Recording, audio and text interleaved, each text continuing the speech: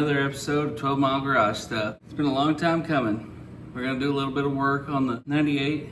The truck is sanded down to bare metal. Probably not a great idea. I've been told by a lot that probably shouldn't have done that, but you know, what do I know, right? But anyway, a couple months ago, I sprayed some U-Pole rattle can primer on the bedside. It looked pretty straight. I'd been sanding on it for quite a while, and it looked okay. I started sanding on it a minute ago, and it looked like it was ready. So I thought I'd bring you guys along with me. So set this phone up, and we'll get started. You always want to use the cheapest Harbor Freight mask you can get. This one's a Gerson.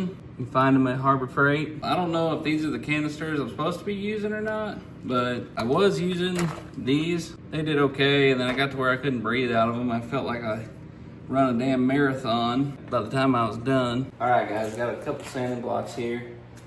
One I may have shown in the earlier part of the video. One's a Durablock, it's a 24 incher, and I got this little bitty one for doing, you know, smaller, tighter spaces where this one can't reach.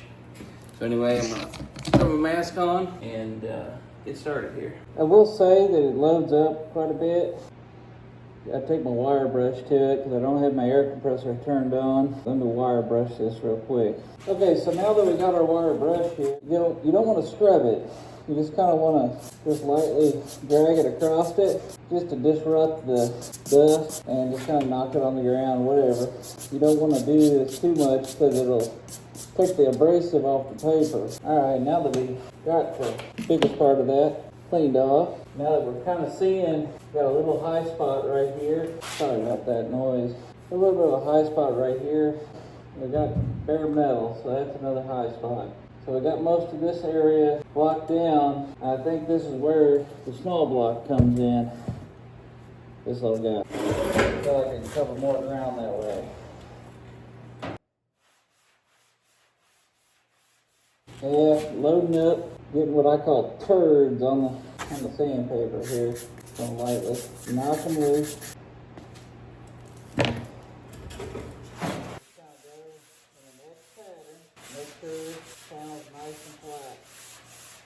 Yep, definitely getting built up here. That'll give us quite a bit. It has a lot to do with the type of rattle can primer that I was using and or the grit of the sandpaper. And I don't know if you guys can see this or not, but right here, and it's really bucking me. It's really not looking real good. I'm thinking I'm gonna have to take a DA and take it on down the metal and reprime it. All right, guys, we're gonna use some of this sanding guide coat. I don't know exactly if I'm doing it right or not. Probably doing it well, to be honest with you. But shake it, get a good dab on it. It makes a really funny noise. All right, now that we got that applied, it should reveal the highs and the lows, if I can get it to work right. And I don't know if I'm using it right or not, but we're gonna figure it out. All right, we're gonna use our little block here. It seems to be working okay, I guess. Here I am getting into this horrible test spot I got here. It's definitely gonna have to probably come down again. It's probably gonna take the DA. Well, I mean, as far as the rest of this goes, I don't know what it's here. I just, man,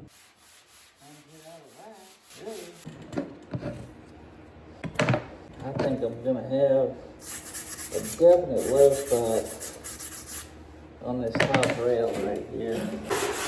All right, guys, first off, I want to say that this is not a dual action sander. Well, I mean, it may be to a certain extent, but it's more of an oscillating sander. I don't have an actual dual action, but this seems to do the trick. Borrowed it from my father-in-law.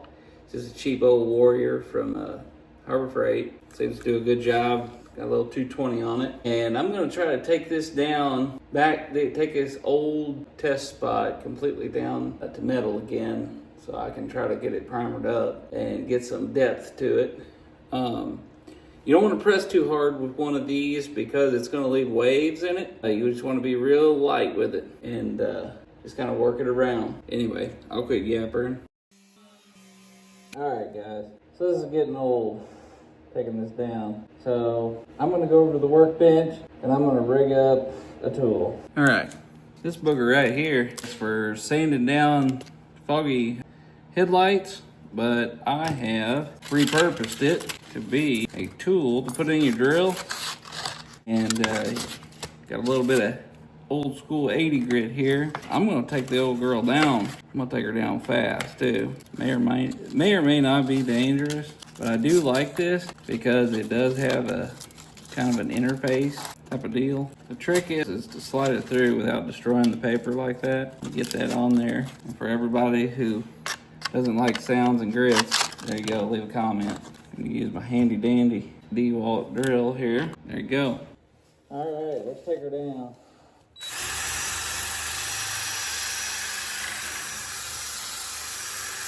Oh yeah, look at that. That's absolutely awful. It seems to be working good. Blew her out. Time for a new one. All right, got a new deal. Let's switch back over to the mouse sander here. Let's put the old straight block on it and see how much damage we cause. Get out of whack. Now, you can't trust them because they're too soft, but they help you to knock down where you're working and kind of see where you're at. And they don't really load up as bad at first. They do kind of help you feel and get after it with this little block. Alright guys, that pretty much sums it up for today's video. I know it was a bunch of sanding. I'll try to time lapse it if I can figure out how to do it in my video editing app. But seems to be that the guide coat really works. I've found 2 or 3 dents in this video, and seems to work all right using my Durablock sanding blocks. But anyway guys, thanks again for watching, and if you got any comments, leave them there, and if you haven't subscribed, subscribe. Anyway, thanks again.